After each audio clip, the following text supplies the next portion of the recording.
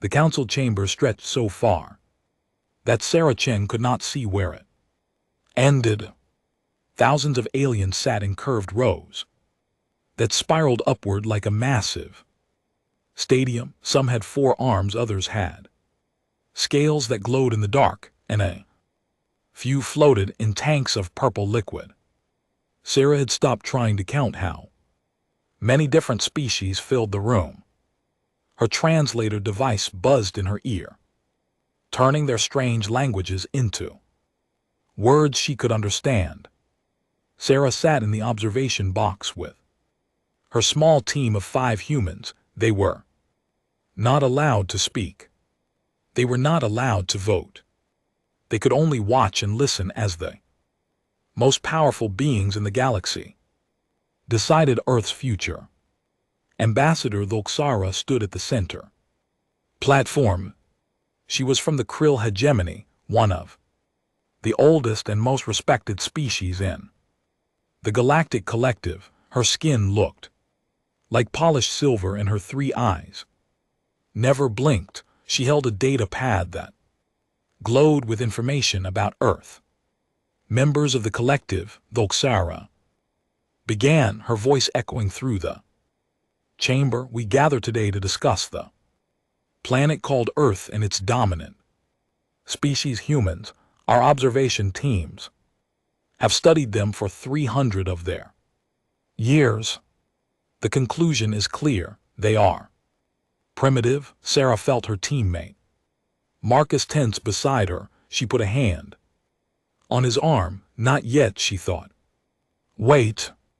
Loxara touched her data pad, and a giant hologram appeared above the chamber. It showed Earth's solar system, then zoomed in to show human cities, rockets and satellites.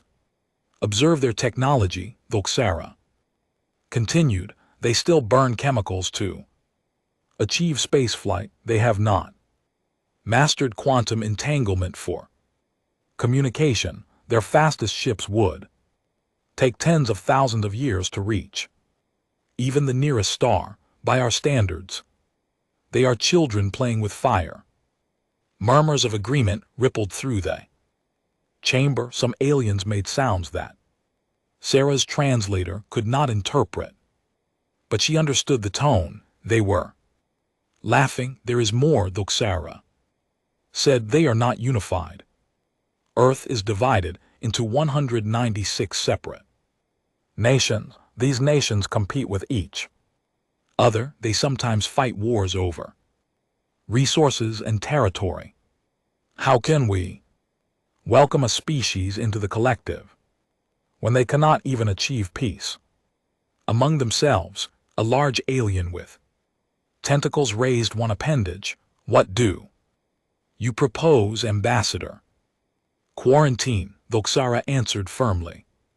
We seal Earth's solar system from all galactic contact. We let them develop naturally. In perhaps 500 years, if they survive their own conflicts and advance their technology, we can revisit this question. Until then, they remain isolated. Sarah watched as the voting began. On the massive display above, numbers started to appear. Green for yes, red for no. The green numbers climbed rapidly.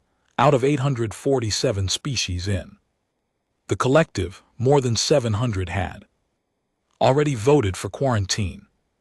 This is it, whispered James, another member of Sarah's team. They're locking us out.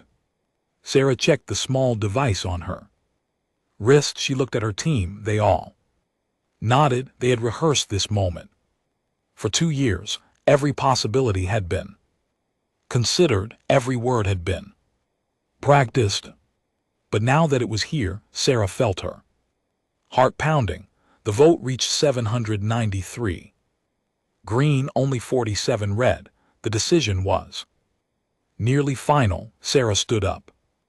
The movement was small, but in the observation box where humans were supposed to sit silently, it was shocking. Thousands of alien eyes turned toward The chamber fell silent, even. Xara stopped speaking and stared. "Forgive the interruption," Sarah said. Her voice shook slightly, but she kept it steady. The translator device would carry her words to every being in the room. "Before you finalize that decision, there is something you should know about humanity." Xara's 3 eyes narrowed. "You were granted permission to observe, not to speak. The decision is made. The decision is based on incomplete information," Sarah replied. She walked down from the observation box toward the center platform. Security drones hummed to life around her, but they did not stop her. The council wanted to hear what this primitive human could possibly say. Sarah reached the platform and stood beside Xara. She pulled out a small device from her pocket. It looked like a simple black cube. "You believe we are primitive," Sarah said, addressing the entire chamber. "You have watched us for 300 years. You have seen our chemical rockets and our divided nations. You have concluded that we are not ready to join you." "That is correct," Xara said coldly.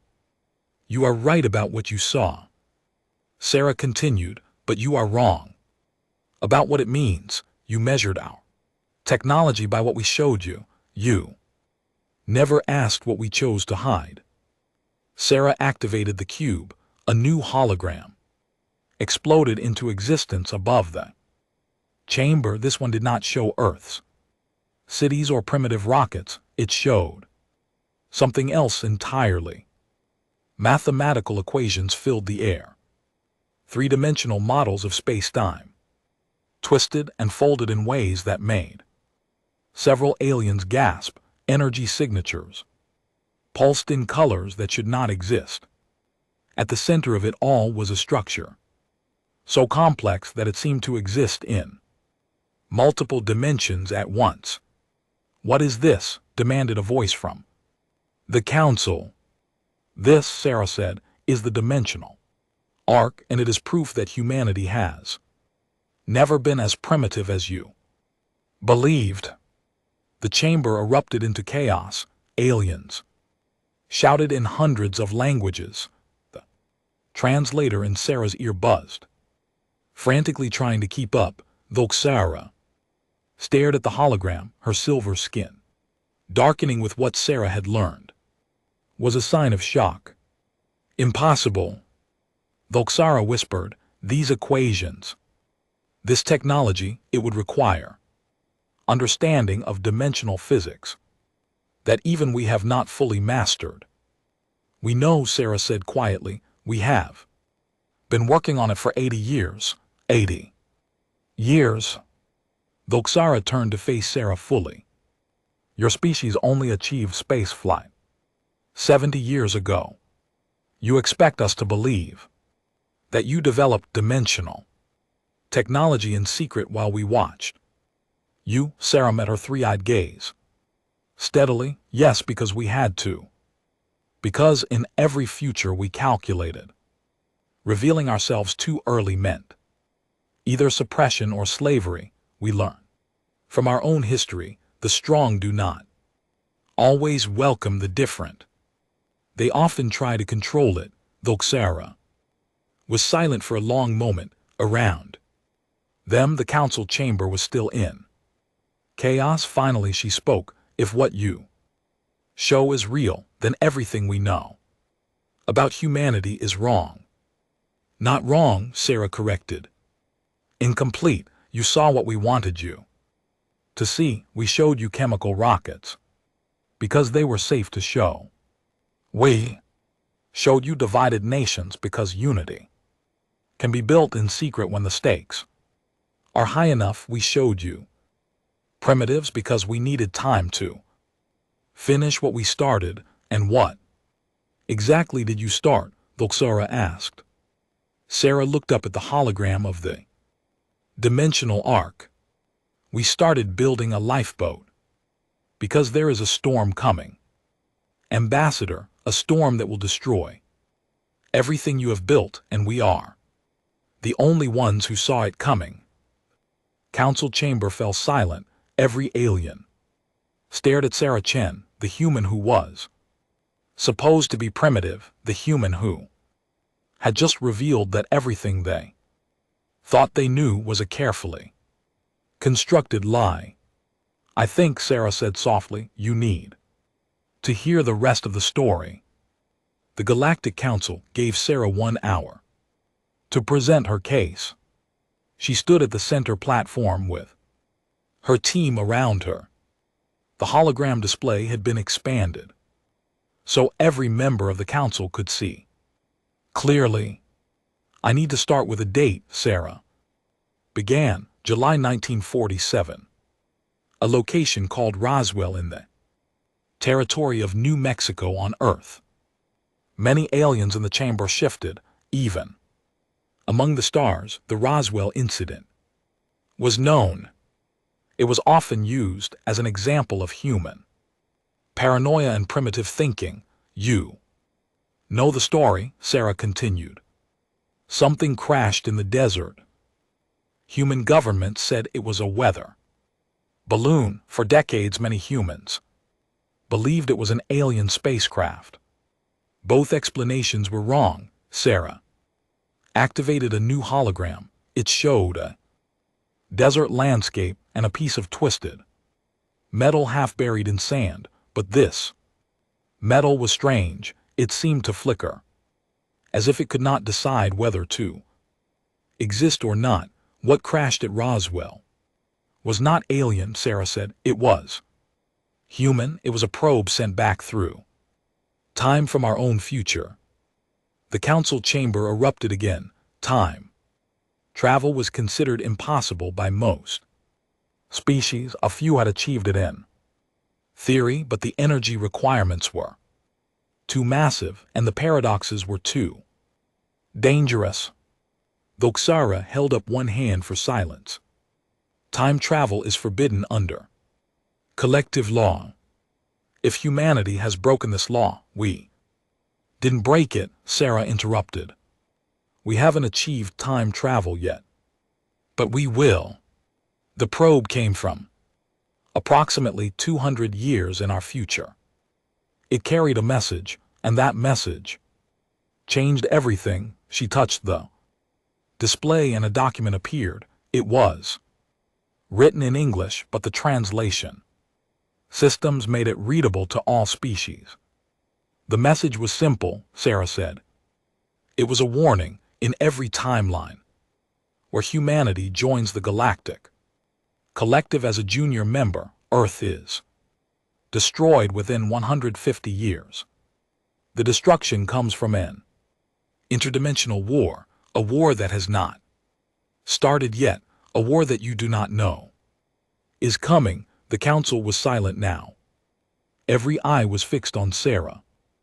The probe's database contained detailed records, Sarah continued, 53 different timelines. In every single one, humanity followed the expected path. We revealed ourselves when we developed faster than light travel. We joined the collective as students, learning from species more advanced than us. We became a minor member, grateful for the chance to be part of something greater. Sarah's voice grew harder, and in every timeline it led to our extinction. Because the war came and we were not ready, because we had relied on you instead of developing our own strengths, because we were so busy trying to catch up to your level that we never explored the directions you had not looked. She pulled up another hologram. This one showed Earth burning, cities collapsed, oceans boiled. Reality itself seemed to tear apart like paper. This is what happens in those timelines, Sarah said quietly. Null cascade arrives. The dimensional structure of space-time fails, and worlds simply stop existing. An alien with crystalline features spoke up. His voice sounded like breaking Glass. You are claiming that we face an interdimensional collapse. This is fantasy. We have instruments that monitor dimensional stability. We would. No. Sarah nodded to Marcus, who stepped forward. Your instruments monitor the standard dimensional frequencies, he said. The 17 dimensions that quantum physics predicts. You have never looked beyond those because your mathematics told you nothing else exists. Marcus activated his own display. Equations filled the air. They were similar to the ones the collective used, but with additional variables, symbols that made no sense to most of the watching aliens. Human mathematics developed differently, Marcus explained. We were fractured into many nations, many schools of thought. Chinese mathematics, Indian mathematics, European mathematics, African mathematics. Each approach was slightly different. When we finally unified our knowledge, we discovered something you missed. There are not 17 dimensions. There are 23. The crystalline alien leaned forward. Prove it. Marcus smiled. He pulled out a device and activated it. Suddenly, a small sphere appeared, floating in the air. It was there, but also not there. It existed in a way that hurt to look at. This sphere exists partially in the 21st dimension, Marcus said.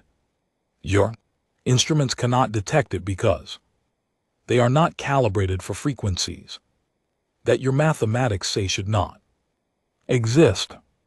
He deactivated the device and the sphere vanished. The null cascade is happening in those hidden dimensions. By the time it reaches the dimensions you can measure, it will be too late to stop. Zara's silver skin had gone pale. How long do we have? Sarah took a deep breath. 30 years, maybe less. The council chamber exploded into panic. Aliens shouted. Some called for Sarah to be arrested for spreading fear. Others demanded to see more proof. The noise was deafening. Sarah waited. She had expected this reaction. Finally, when the chaos began to settle, she spoke again. After we received the probe in 1947, we had a choice to make. We could warn you immediately. We could beg for your help. We could hope that together we could find a solution. She paused, but the probe's data showed us what happens when we do that. In 12 of the 53 timelines, we warned you early. In 8 of those timelines, you dismissed us as primitive and ignored the warning. In 3 timelines, you tried to suppress our knowledge because it challenged your understanding of physics. In 1 timeline, you tried to take our research by force. Though Zara looked uncomfortable. We would. Never. You would, Sarah said firmly. Not you personally, Ambassador, but species in the collective who could not accept that primitives had discovered something they missed. Species who saw knowledge as power and wanted to control it. Sarah walked around the platform as she spoke. So we made a different choice. We decided to develop the solution ourselves. In secret, we created the ARC initiative. Every major government on Earth was brought into the conspiracy. Scientists were recruited. Facilities were built underground, underwater, in places where your observation satellites could not see. She gestured to the hologram of the dimensional arc. For 80 years, while you watched us play with chemical rockets, we were building this, the greatest collaborative effort in human history. All of our nations, all of our conflicts, all of our competition, it was real, but it was also cover. We needed you to think we were primitive. We needed you to ignore us because we Needed time. Time for what? Aston. Alien with tentacles. Time to build a lifeboat for reality. Itself, Sarah answered. The dimensional arc is not a ship. It is not a weapon. It is a pocket. Dimension, a place where matter and energy can exist even if the normal dimensions collapse. It can hold billions of individuals, entire ecosystems, complete genetic databases, every piece of knowledge and culture we can gather. She turned to face Thulzara directly. We built it to save ourselves, but we built it large enough to save all of you too. Thulzara was silent for a long moment. When she spoke, her voice was barely above a whisper. Why would you save us? If we ignored you in other timelines, if we suppressed you, why help us now? Sarah smiled sadly, because in those other timelines we revealed ourselves. When we were weak, when we needed you more than you needed us. This time we waited. We finished the arc. We came to you when we had something valuable to offer, not as beggars but as equals. She looked around at the council. We are offering you a partnership. We will share the arc technology. We will work together to expand it, to improve it, to save as many species and worlds as possible before the cascade arrives. But it will be a partnership of equals. Earth will not be a protectorate. Humanity will not be a junior member. We stand with you or we stand alone. The chamber was silent. Sarah could feel the weight of thousands of eyes on her. Finally, Thulzara spoke. You have given us much to consider. The council must debate this. We must verify your claims. We must decide if we trust you. Of course, Sarah said. Take all the time you need, but remember, Ambassador, the clock is counting down, and we are the only ones who know how to build a lifeboat big enough for everyone. 3 days passed while the Galactic Council reviewed Sarah's evidence. Teams of alien scientists examined the data from the probe. They tested Marcus's dimensional detector. They ran simulations using the expanded mathematics that humanity had discovered. Sarah and her team waited in quarters assigned to them. The rooms were comfortable but clearly designed for surveillance. They knew every word was being recorded. Every action was being watched.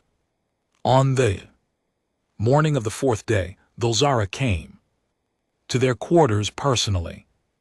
The council has reviewed your claims, she said. Her 3 eyes looked tired, and her silver skin had lost some of its shine. Our scientists have confirmed the existence of the additional dimensions you described. They have detected the early signatures of what you call the null cascade. Sarah stood up slowly. You believe us? We have no choice but to believe you, Thulzara replied. The evidence is undeniable. The mathematics work. The cascade is real. She paused. We have been blind for thousands of years. We thought we understood the universe, and now we discover that we missed something so fundamental that it will destroy us. You were not blind, Sarah said gently. You were focused. Your mathematics worked for everything you needed. You had no reason to look beyond them. Humanity only looked further because we approached the problem from many different angles. Our division became our strength. Thulzara nodded slowly. The council wishes to see more. They have voted to send a delegation to Earth to witness the dimensional arc in person, to verify that it is real and functional. Of course, Sarah agreed. When do we leave? Immediately. The journey to Earth took 6 days. Aboard a collective vessel. Delegation included Thulzara, 15. Scientists from different species, and a security team. They were all sworn to secrecy. If the null cascade became public knowledge before preparations were made, panic would spread across the galaxy. During the journey, Sarah provided more details about the ARC initiative.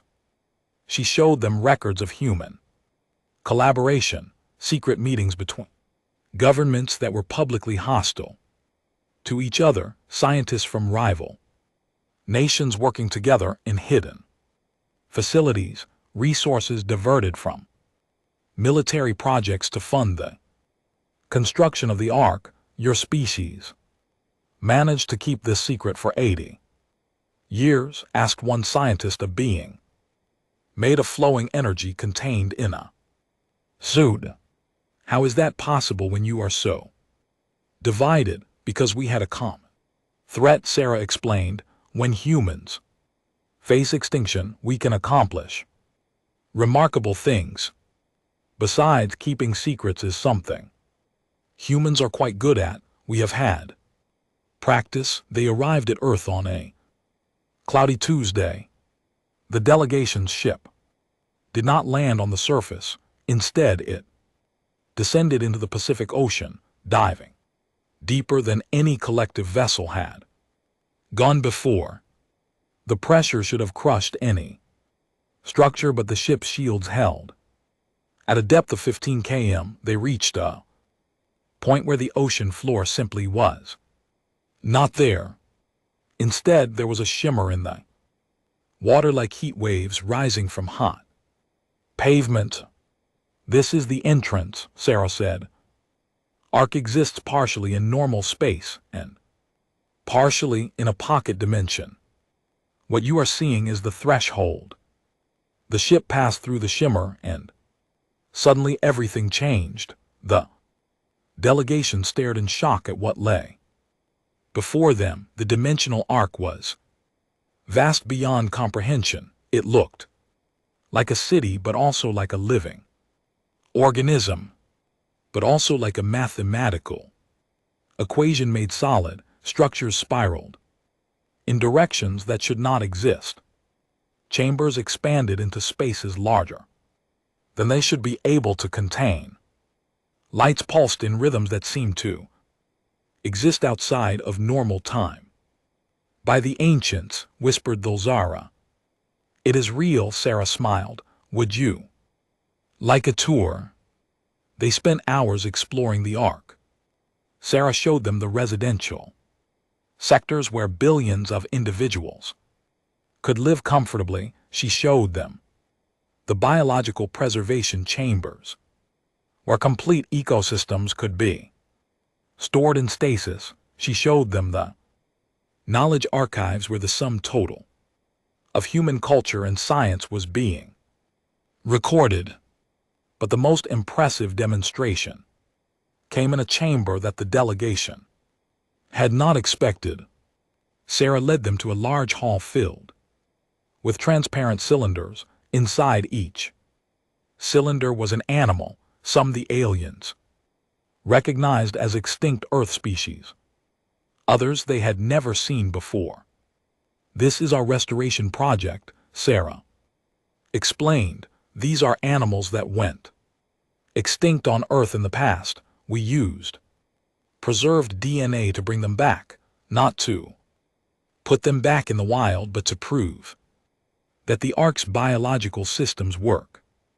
She pointed to a large cylinder containing a massive furry creature with long tusks. That is a woolly mammoth. Extinct for 4,000 years. We brought it back. It is healthy. It is alive. This is proof that we can preserve and restore life even after it has been lost. The energy being. Scientists floated closer to the cylinders. This technology, it could save species across the galaxy, planets that have lost biodiversity, worlds that have suffered environmental collapse. This is revolutionary. That is the point, Sarah said. The arc is not just about surviving the null cascade. It is about preserving everything worth saving: culture, knowledge, life itself. When the cascade passes, we will still have everything we need to rebuild. Zulzara turned to Sarah with a question that had clearly been troubling her. You said the arc is large enough for billions, but there are trillions of beings in the collective. How do you choose who to save? Sarah's expression grew somber. We cannot save everyone. That is the terrible truth we have lived with since we discovered the probe. We can save genetic diversity. We can save culture and knowledge. We can save enough of each species to rebuild. But we cannot save whole planets. The energy requirements are too great. She walked to a window that looked out over the arc's expanse. That is why we need your help. The arc's design can be scaled. We can build more pocket dimensions, expand the capacity, but we need resources we do not have. We need the industrial capacity of the collective. We need the expertise of species who have mastered technologies. We are still learning. We built the foundation, but we cannot finish it alone. The delegation fell silent. They understood now the magnitude of what Sarah was offering and what she was asking. Finally, Zulzara spoke. You mentioned that in other timelines we tried to suppress your knowledge or take it by force. What makes you think we will act differently this time? Sarah turned to face the ambassador. Because this time we showed you the threat first. We gave you proof that you could verify independently. We waited until you understood how serious the danger is. And most importantly, we finished the arc before we revealed it. We do not need your permission to save ourselves, but we are offering you the chance to save yourselves too. She walked closer to Zulzara. In those other timelines, we came to you weak and desperate. We gave you the power to control us. This time we come as equals. You need what we have built. We need what you can provide. Neither of us can survive alone. That is the foundation for a true partnership. Zulzara stared at Sarah for a long moment. Then she did something unexpected. She bowed her head, a gesture of respect among her people. You are correct, she said quietly. We underestimated you. We saw primitives because we wanted to see primitives. We measured you by our standards and found you lacking. But you were playing a different game entirely. You were not trying to catch up to us. You were trying to survive us. Sarah nodded. And now we need to survive together. The cascade is accelerating. Our latest calculations show it will arrive in 30 years, maybe less. We have 3 decades to expand the arc, to prepare evacuation protocols to save as much as we can, but only if we work together, only if the collective accepts humanity as a true partner. And if we refuse, ask the energy being scientist. Sarah's face was grim. Then humanity seals the arc and waits out the cascade alone. We will survive, but we will be the only ones. And when we emerge into whatever universe remains, we will rebuild from the ashes of a galaxy that was too proud to accept help from primitives. The words hung in the air like a sword. Zulzara straightened. I will report to the council. I will recommend full partnership, but I cannot promise they will agree. There are species in the collective who will see this as humanity trying to seize power. I know, Sarah said, but the clock is ticking, ambassador, and the cascade does not care about politics. The Galactic Council debated for 2 weeks. Every day brought new arguments, new concerns, new fears. Some species wanted full access to the Ark technology. Immediately, others demanded that humanity submit to collective oversight. A few threatened to reject the partnership entirely, preferring to face extinction with dignity rather than accept help from a species they had dismissed as primitive. Finally, a vote was called. The resolution was simple: accept humanity as equal partners in the Ark initiative or maintain the quarantine and face the null cascade alone. The vote passed by a narrow margin: 512 in favor, 335 against. Sarah received the news in her quarters aboard the orbital station above Earth. Thulzara delivered it personally. "Congratulations," the ambassador said, though her voice was heavy. "You have your partnership. But I must warn you, not all species accept this decision. There will be resistance. There will be sabotage attempts. Not everyone believes the cascade is real. And not everyone trusts humanity's motives." Sarah nodded. She had expected this. "We will deal with opposition as it comes. Right now we need to begin the expansion immediately. Every day we delay costs lives." Over the next 5 years, the Ark initiative transformed from a human secret into a galactic project. Hundreds of species contributed their expertise. The Kryn provided their gravitation engineering, allowing Ark modules to be built in stable orbits around planets. The Zephyr contributed biological preservation matrices that could keep entire ecosystems in stasis indefinitely. The Karathi shared their quantum consciousness mapping technology, allowing minds and memories to be preserved. But humanity remained at the center. The core dimensional technology was theirs, and they controlled the primary Ark structure. This created tension, but it also created respect. The galaxy was learning that humans were not just clever, they were necessary. Sarah became the coordinator of the entire project. She traveled from world to world, meeting with leaders, solving problems, and managing the enormous logistics of preparing for extinction. She aged visibly during those years. Her hair turned gray, lines appeared on her face, but her determination never wavered. On the 5th anniversary of the partnership, Thulzara came to Earth again. This time she brought a request.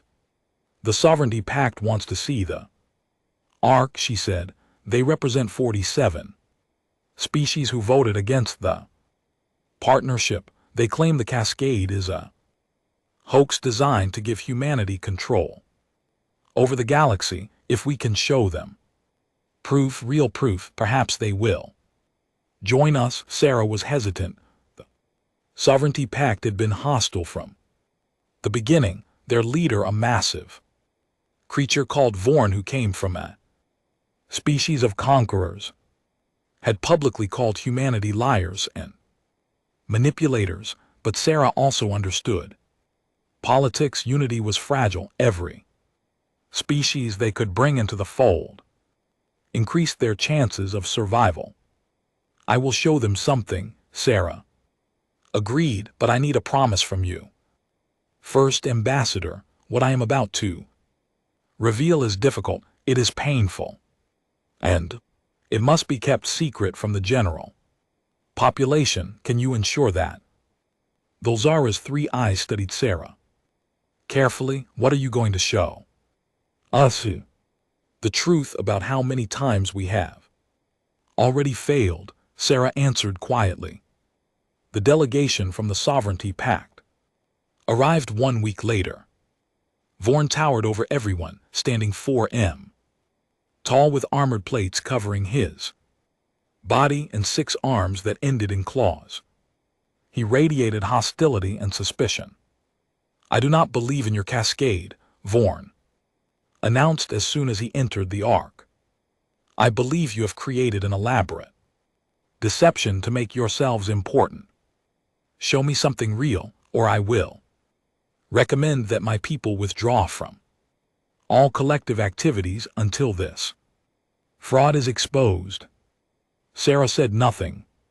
She simply gestured for the delegation to follow her. She led them deep into the Ark, into sections that even most humans had never seen. They walked for what felt like hours through corridors that bent in impossible ways. Finally, they reached a massive chamber with walls that seemed to be made of frozen light.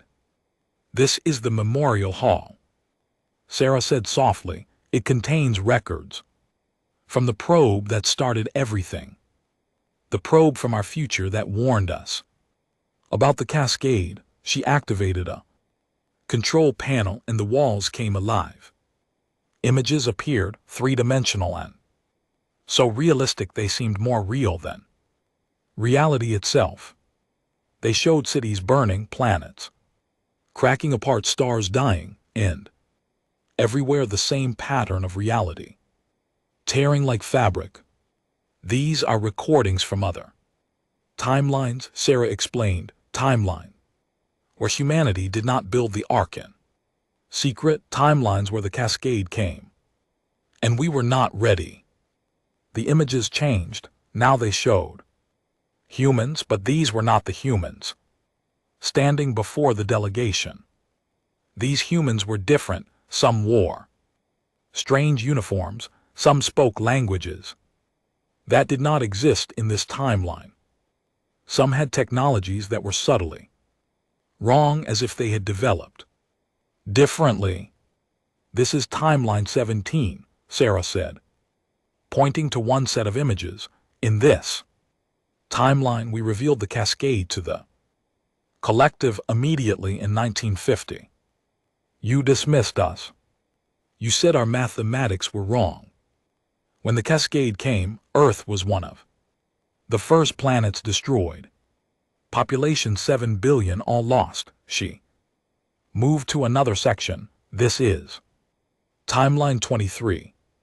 We waited until we achieved faster than light travel in 2078. We joined the collective as junior members. We shared our knowledge of the hidden dimensions. 3 species tried to steal our research. A war broke out. The conflict weakened us so much that when the cascade arrived, we could not mount an effective response. Earth survived, but barely. 90% casualties. Image after image, timeline after timeline. Each one showed a different path, different choices, different outcomes, but they all ended the same way. Destruction, death, failure. Vorn had fallen silent. His 6 arms hung limp at his sides. Even his aggressive posture had softened. "This is timeline 38, Sarah continued, her voice thick with emotion. "This one hurts the most. In this timeline, we built a smaller version of the Ark. We saved 2 million humans. We offered refuge to other species, but only if they submitted to human authority. We became what we feared others would become, tyrants. When the cascade came, other species refused our help. They chose death over subjugation. We survived, but we were alone, and the humans who emerged from the Ark were not recognizable as the species we once were." She turned to face the delegation. Tears ran down her face. "Do you understand now? We have seen ourselves fail in so many ways. We have seen ourselves become victims. We have seen ourselves become monsters. This This timeline we are trying something different. We are trying to save everyone as equals, not as rulers, not as subjects, as partners. The walls went dark except for one final image. It showed a settlement on a barren planet. Humans lived there, but they were thin and desperate. The structures were crude, the technology was primitive. This is from Timeline 41, Sarah whispered. This is what happened to the humans who survived the cascade in that timeline. They sealed themselves in the Ark when the cascade came, but the Ark in that timeline was smaller, less advanced. When they emerged, they found that every other species had been destroyed. They were alone in the universe. This settlement is their attempt to rebuild. But there are only 8,000 of them left.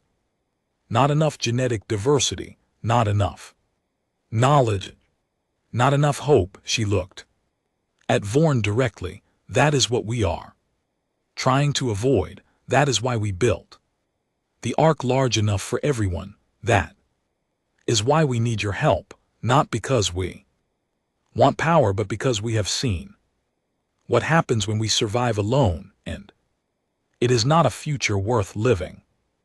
Vorn was silent for a long time. When he finally spoke, his voice was different, softer, almost humble. I came here believing you were liars.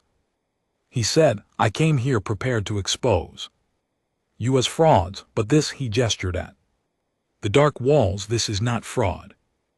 This is grief. This is the weight of knowledge that no species should have to carry. He turned to his delegation. We have been fools. We saw humanity's offer as a threat to our pride. We did not understand that they were offering us their pain, their experience, their hard-won wisdom from timelines where they failed. Though Xiara stepped forward, you will support the Ark initiative. Vorn nodded slowly. We will, and I will personally apologize to every human I have insulted. You were not trying to control us. You were trying to save us. There is a difference, and I was too blind to see it. Sarah wiped her eyes. Thank you. Your support means more than you know. The Pact represents 47 species. With your resources and expertise, we can expand the Ark's capacity by 30%. That is millions of lives saved. As the delegation left the memorial hall, though Xiora stayed behind with Sarah. Why did you never show this to the council? The ambassador asked. This would have convinced them immediately. Sarah looked at the dark walls. Because it is too painful, because the other humans in those timelines were real people. They lived and died and suffered. They are not just data. They are not just warnings. They are us. But for the choices we made, I did not want to use their suffering as a tool. I only show this to people who give me no other choice. Though Xiora was quiet for a moment. Then she placed one hand on Sarah's shoulder, a gesture of comfort she had learned from humans. You carry a heavy burden, she said softly. Sarah nodded. We all do now. Welcome to the weight of survival. 25 years after humanity revealed the dimensional arc, the galaxy had transformed. Arc modules existed in orbit around 300 major worlds. Evacuation protocols had been established. Genetic databases had been compiled for 2,000 species. Cultural archives preserved the art, music, literature, and history of civilization spanning millions of years, but not everyone accepted the new order. The attacks began small. A sabotaged construction site here. A data breach there. At first Sarah and Her team thought it was simple accidents or technical failures, but as the incidents increased, a pattern emerged. Someone was trying to destroy the Ark initiative. The truth came to light when a massive explosion ripped through the Ark module under construction near the homeworld. The blast killed 200 workers from 17 different species. Among the dead were 37 humans. Sarah stood in the debris field, her face pale as she watched recovery teams search for survivors. Voxiora stood beside her, equally shaken. Who would do this? Voxiora whispered. The answer came 3 days later. A group calling themselves the Sovereignty Liberation Front sent message to every government in the collective. Their leader appeared on screens across the galaxy. His name was Keswick, and he belonged to a species called the Formact, ancient conquerors who had once ruled 20 star systems before joining the collective. The Ark is a trap, Keswick announced in his message. Humanity seeks to control the galaxy by making us dependent on their technology. They invented the story of the null cascade to create fear. They want us to abandon our worlds, our cultures, our independence. They want to herd us into their dimensional prison where they will have total control.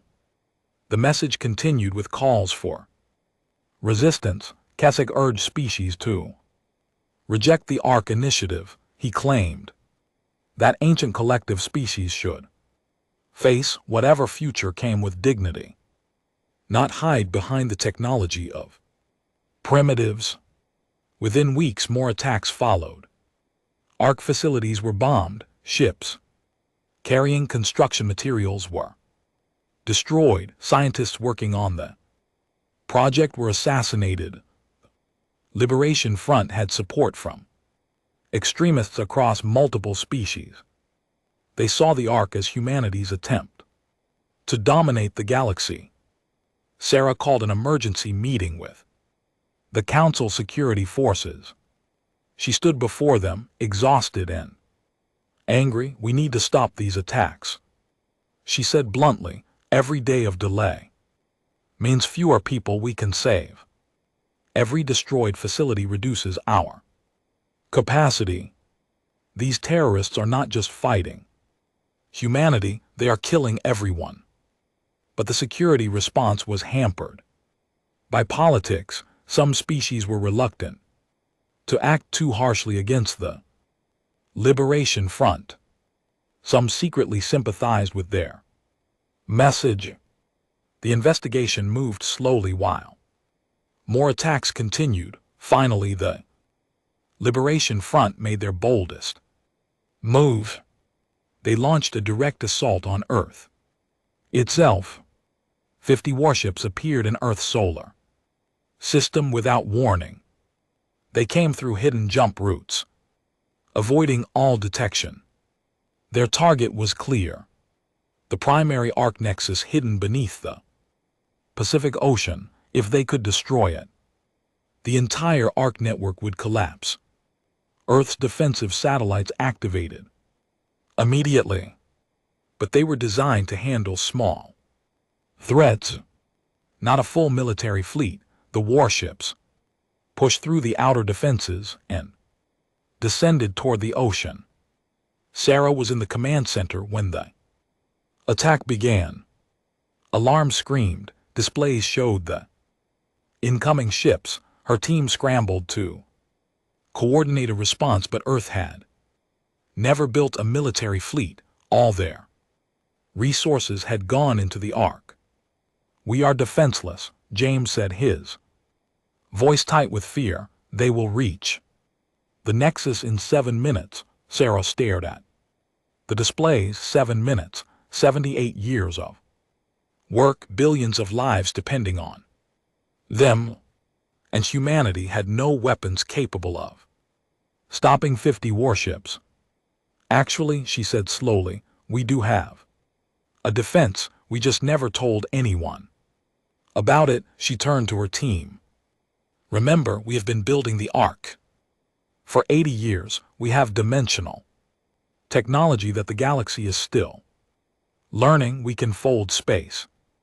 We can manipulate reality. Did you really think we would not build something to protect it? Sarah activated a command sequence that only she and 2 other humans knew existed. Deep beneath the Pacific Ocean, the Ark's defensive systems came online. Systems that had been hidden even from the collective partners. The attacking warships suddenly found themselves surrounded by distortions in space. Reality bent around them. And then in an instant, all 50 ships vanished. They did not explode. They did not crash. They simply ceased to be in Earth's solar system. In the Liberation Front's command ship, 10,000 light-years away, Keswick stared in confusion as his attack fleet suddenly appeared next to him. They had been transported across the galaxy in less than a second. Sarah's face appeared on every screen in every ship. Her expression was cold. "We could have erased you," she said quietly. "We have the technology to fold your ships into dimensions where you would never exist. We chose not to. We relocated you far from any Ark facility, but within range of your home systems. You can return home safely." She paused, letting that sink in. "That is the difference between us. You attacked us out of fear and pride. We defended ourselves without killing anyone. You see the Ark as a prison. We see it as salvation. You think we want control. We just want everyone to survive." Sarah's voice grew harder. "But understand this clearly. We will protect the Ark. We will protect the people who depend on it. If you attack again, we will not be so gentle. We have shown you mercy once. There will not be a second time." The transmission ended across the galaxy. Billions of beings who had seen the message fell silent. Humanity had just demonstrated a level of power that shocked even the oldest species. They had technology that could move entire fleets across the galaxy instantly. They had chosen not to use it as a weapon. The Liberation Front collapsed within days. Keswick himself surrendered, claiming he had been misled. The attack stopped. The Ark Initiative resumed its work. But time was running out faster than anyone had predicted. 5 years later, Sarah's worst fears came true. The dimensional sensors detected a surge in the Cascade's progression.